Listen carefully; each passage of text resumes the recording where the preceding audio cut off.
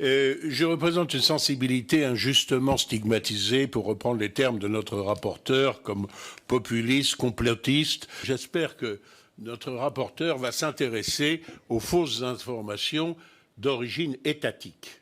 Je veux parler, par exemple, pour ne prendre que cet exemple, celui des États-Unis d'Amérique. Les États-Unis d'Amérique sont entrés en guerre 6 fois au cours du siècle écoulé, et les 6 fois à partir de fausses informations, des fausses informations d'État.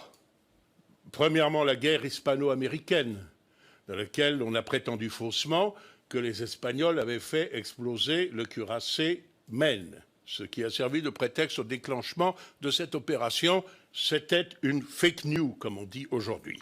Deuxièmement, la Première Guerre mondiale. On a prétendu que le paquebot Lusitania ne transportait que d'innocents civils. On sait aujourd'hui, par les plongeurs qui l'ont exploré, qu'il était bourré de munitions jusqu'à la gueule, en violation de la neutralité américaine. Troisièmement, la Deuxième Guerre mondiale. On a prétendu que les Japonais avaient attaqué sans déclaration de guerre. On sait très bien que le gouvernement américain était au courant et qu'on les a fait poireauter au département d'État de telle façon que les hostilités, précisément, soient commencées avant la déclaration de guerre. Quatrièmement, la guerre du Vietnam. L'incident du golfe du Tonkin, on le sait aujourd'hui, a été délibérément provoqué par les États-Unis d'Amérique. Cinquièmement, la première guerre du Golfe, dans laquelle le consentement du Sénat américain n'a été accepté à une faible majorité que parce qu'on en a prétendu que la soldatesque irakienne avait débranché les couveuses pour enfants prématurés à Kuwait City. While I was there, I saw the Iraqi soldiers come into the hospital with guns. They took the babies out of the incubators.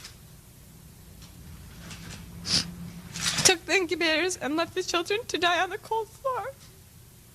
On sait aujourd'hui que c'est un montage, qui a été fabriqué par, notamment avec l'aide de la fille de l'ambassadeur du Koweït, et qui a été commandé par le gouvernement américain à une entreprise de communication. Sixièmement, et enfin, peut-être le plus emblématique, le secrétaire d'État américain Colin Powell, agitant à la tribune du Conseil de sécurité des Nations Unies, c'est la Deuxième Guerre du Golfe, une fiole censée contenir un poison fabriqué par le gouvernement irakien et dont on sait aujourd'hui qu'il ne contenait que du pipi de chat.